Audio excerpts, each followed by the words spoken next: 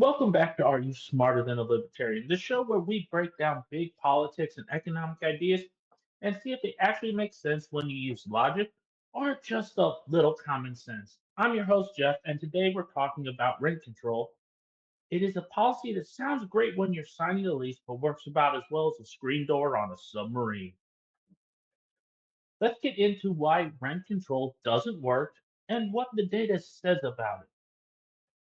The first reason it doesn't work, it reduces the overall supply of rental housing. Here's the deal. When government caps rent, it's setting what economists call a price ceiling. Sounds harmless, right? Wrong. When you cap prices below the market rate, you interfere with the basic law of supply and demand. Leftists don't ever understand supply and demand. Developers and landlords lose incentives to build or even maintain rental units, and that's the part they don't talk about. Why invest millions in new housing if you can't make a fair return? A clear example of this comes from San Francisco, where in 1994, rent control expansion caused a 15% decline in renters living in affected buildings and a 25% reduction in rent controlled units overall. People didn't get cheaper housing, they got less housing. And the source for this is Diamond, McQuaid, and Quall, American Economic Review in 2019. Even worse, those limits made the rest of the city's rent go up. Non controlled apartments saw rent hikes of 22 to 25%. When supply shrinks, competition goes wild for what's left. Wow, it's almost like markets actually work how they're supposed to. And this isn't an isolated case. Across 60 years in nearly 100 countries, a global review found that most rent control policies reduce housing supply and new construction. The source for this claim that you may think is outlandish is Glazer and Littmer, Harvard Institute of Economic Research. The big takeaway from this is simple. Rent control doesn't create affordability. It kills availability. Now, the second reason rent control doesn't work, it leads to deterioration in housing quality. Now, let's talk about the buildings that do stick around. If a landlord's rent income is frozen, they can't afford upgrades, or maybe they just stop caring. You end up with old wiring, broken elevators, and paint that has been there since Reagan was in office. In Cambridge, Massachusetts, before the city repealed rent control in 1994, those controlled units were older and needed more repairs than their market rate counterparts. When rent control ended, property values jumped by more than $2 billion. The source for this claim, that you may think is outlandish, is Otter, Palmer, and Patak, Journal of Political Economy, 2014. Washington State once modeled a 7% rate cap and projected that landlords would cut maintenance spending by $16 million per year. That's not a policy helping tenants. That's a policy turning neighborhoods into fixer uppers, which decrease property value and make it easier for outside investors to buy. The third reason it doesn't work, it causes inefficient allocation and, here's the thing, reduced mobility. Rent control also traps people where they are.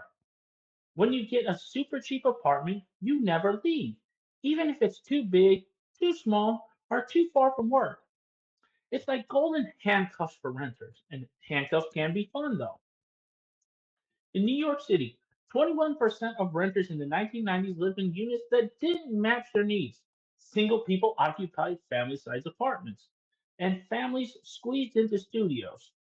The source for this claim, for all you socialists and leftists out there, is Glacier Economic Policy Review 2003. Because of this, mobility tanks. One global review found 25 out of 26 studies showing reduced movement between homes. That means fewer job opportunities, less economic flexibility, and a lot of people stuck in place. And where there's scarcity, there's corruption. In Stockholm, rent control created black markets where people paid $10,000 under the table for a lease. And the source for this claim that leftist says doesn't happen? The Economist, 2019. And here's a twist. Sometimes rent control even speeds up gentrification. And we all know the left hates gentrification.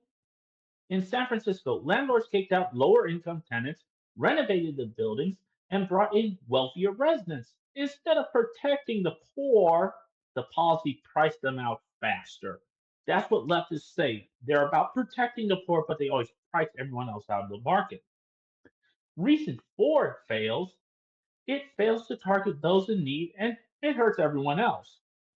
But that's all socialists and leftists care about is hurting other people. If you think rent control mainly helps the poor, think again. In New York, wealthy renters received larger discounts than lower income tenants. Affluent renters got about 39% off, compared to only 16 to 17% for minorities and lower income families, but the leftists care about that. That information comes from Olson of the Brookings Institute. It also hurts city budgets. When property values fall, so does tax revenue. Cambridge, Massachusetts lost billions before it ended rent control.